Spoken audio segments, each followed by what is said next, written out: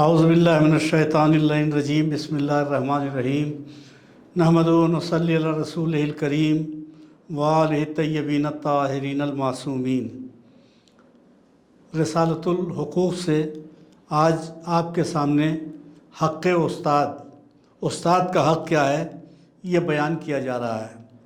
استاد کا حق یہ ہے کہ اس کا احترام کرو، اس کے سامنے ادب سے بیٹھو، اس کی باتوں کو غور سے سنو، اس کے سامنے زور سے کلام نہ کرو۔ اگر کسی نے تمہارے استاد سے کوئی سوال کیا ہے تو تم استاد سے پہلے اس سوال کا جواب نہ دو۔ اس کی موجودگی میں کسی اور سے گفتگو نہ کرو۔ اگر کوئی استاد کی برائی کرے تو استاد کی طرف سے اس کا دفاع کرو، اس کی برائیوں کی پردہ پوشی کرو، اس کی اچھائیوں کو نشر کرو۔ استاد کے دشمن کو دوست نہ بناؤ اور اسی طرح استاد کے دوست کو دشمن نہ بناؤ۔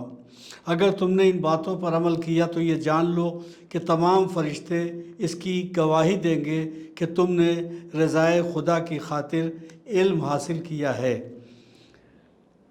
نہ کہ دنیا طلبی کے لیے۔ یہاں تک امام زین العابدین علیہ السلام کی ہدایت تھی کہ استاد کا حق کیا ہے۔ ایک بہترین استاد اور اچھا معلم وہی ہے کہ جس میں استادی و تدریسی اور شاگرد سے اچھی طرح پیش آنے کے خصوصیات ہوں۔ شائستہ استاد اور لائق استاد وہ ہے جو درجے ذیل خصوصیات کا حامل ہے۔ پوری طرح اہلیت کے بغیر تدریس کے منصب پر نہ بیٹھنا۔ نمبر 2، علم کی لاج رکھنا اور اسے نااہل لوگوں کو سکھانے سے دریغ کرنا۔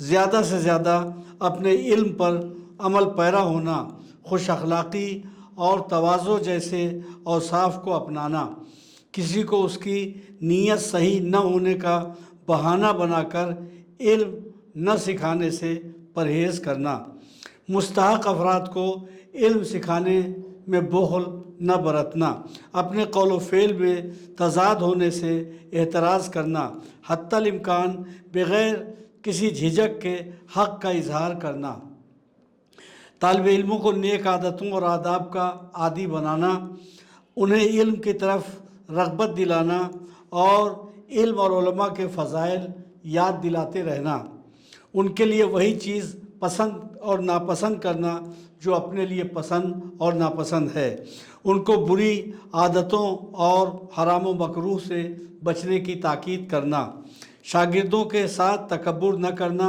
بلکہ خاکساری اور تواضع کے ساتھ پیش آنا، جو سیکھا ہے اسے کھلے دل اور آسان الفاظ میں طالب علموں تک پہنچانا، اس کی تعلیم و تربیت میں زیادہ دلچسپی لینا، تدریس کے دوران علمی قواعد کا تذکرہ کرنا، انہیں علمی مشغولیتوں پر ابھارتے رہنا، ان کے ساتھ بحث و گفتگو میں انصاف سے کام لینا، بعض پر فضیلت کا اظہار نہ کرنا، اپنی تدریس سے متعلقہ علوم کے علاوہ دیگر علوم کی مذمت نہ کرنا، شاگرد کے کسی دوسرے استاد سے بھی پڑھنے کی صورت میں اسے برا بھلا نہ کہنا، استاد کے اپنے درس سے متعلق آداب، ہمیشہ مکمل تیاری کے ساتھ تدریس کے لیے نکلنا، تدریس پر نکلتے وقت معصوم سے منقول دعاؤں کا پڑھنا، مجلس درس میں پہنچنے پر حاضرین کو سلام کرنا،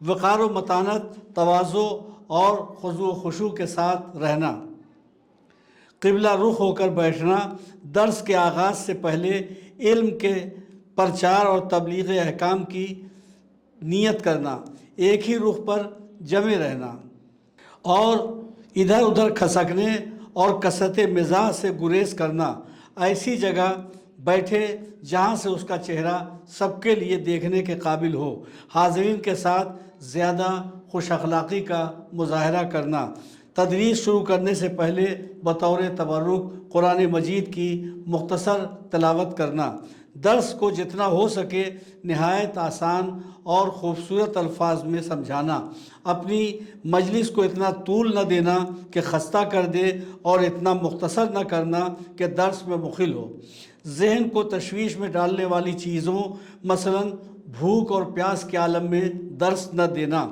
مجلس میں کوئی ایسی چیز نہ ہو جو حاضرین کے لیے باعث اذیت ہو۔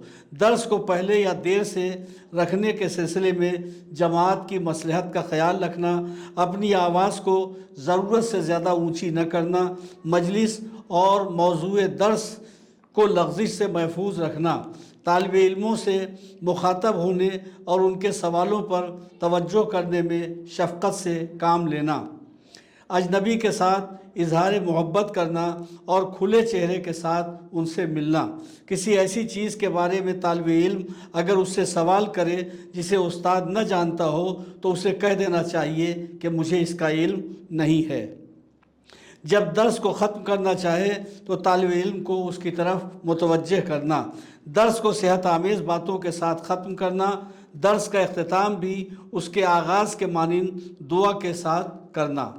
استاد کے 5 حقوق۔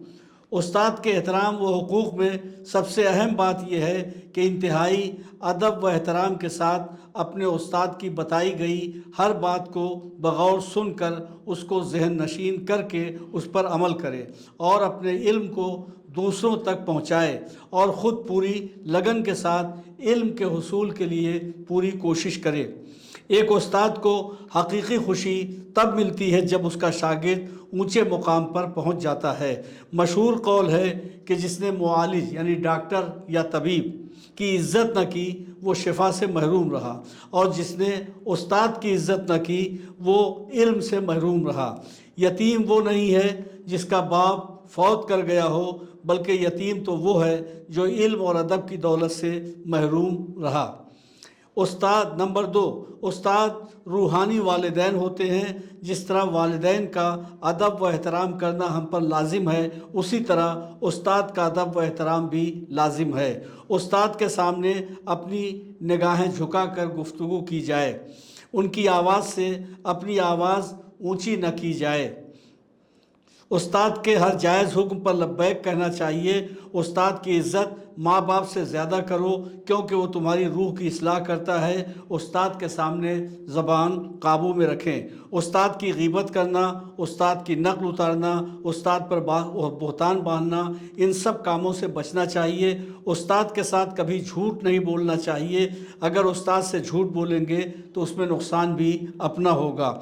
استاد سے کبھی بھی گستاخی نہ کی جائے، اور استاد کے سامنے جھوٹ بولنے سے علم کی برکت ضائع ہو جانے کا اندیشہ ہے۔ نمبر 4، استاد کے آگے نہ چلیں۔ استاد کو اگر آتا دیکھیں تو ادب سے ان کے سامنے کھڑے ہو جائیں۔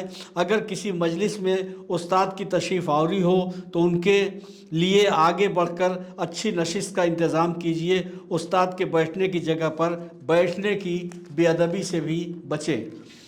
نمبر 5، استاد کا احترام یہ ہے کہ استاد کی عدم موجودگی میں بھی اس کا احترام کیا جائے۔ استاد کا ایک احترام یہ بھی ہے کہ استاد کا نام نہ لیا جائے۔ استاد کے سامنے احتراماً نگاہیں جھکا کر چلنے والا ہمیشہ سر اٹھا کر چلتا ہے۔ انسان کے وجود اور کمال میں 2 شخصیات کا کردار ہوتا ہے۔ نمبر 1 والدین جو دنیا میں آنے کا سبب بنتے ہیں۔ نمبر 2 استاد جو عالم مادہ سے عالم روحانیت کے ساتھ رابطہ مضبوط کرتے ہیں۔ والدین بولنا سکھاتے ہیں اور استاد کب بولنا اور کہاں بولنا اور کیسے بولنا ہے یہ سکھاتے ہیں۔ والدین کے ساتھ ساتھ روحانی باپ یعنی استاد کا زیادہ کمال ہوتا ہے۔ کتاب میزان الحکمت جلد 6 صفحہ 780 حدیث نمبر 13891۔ حضرت امام زین العابدین علیہ السلام نے استاد کے بہت سارے حقوق بیان کیے ہیں، جن میں سے ہم اس وقت 6 حقوق بیان کرتے ہیں۔ نمبر 1 استاد کا احترام کرو۔ نمبر 2 درس کے دوران استاد کے سامنے آپس میں باتیں نہ کرو۔ نمبر 3 اگر کوئی استاد کی برائی کر رہا ہو تو اپنے استاد کا دفاع کرو۔ نمبر 4 اپنے استاد کے عیب کو چھپاؤ اور اپنے استاد کے اوصاف ظاہر کرو یعنی بیان کرو۔ نمبر 5 استاد کا احترام کرو چاہے وہ فاسق ہی کیوں نہ ہو۔ نمبر 6 استاد کی موجودگی میں اگر کوئی شخص سوال کرے تو اپنے محترم استاد سے پہلے جواب نہ دو، مختصر یہ کہ والدین کے حق کی طرح استاد کا بھی مکمل حق ادا نہیں کیا جا سکتا، پھر بھی جتنا ممکن ہو انسان کو استاد کا احترام کرنا چاہیے۔ استاد کے ادب و احترام میں جتنے الفاظ صرف کیے جائیں کم ہیں۔ استاد کا ادب و احترام زبان و بیان کے ذریعے ممکن نہیں۔ خداوند عالم صحیح معنی میں ہمیں استاد کا ادب و احترام کرنے کی توفیق عطا فرمائے اور ان کی دعائیں حاصل کرنے کی ہمیں سعادت بخشے۔ آج تک ہم سے جانے انجانے میں جتنی بات بھی استاد کی بے ادبی میں ہوئی ہو، اللہ ہمیں معاف فرمائے اور زیادہ سے زیادہ استاد کا حق ادا کرنے کی توفیق عطا فرمائے۔ خدا حافظ، فی امان اللہ، التماس دعا۔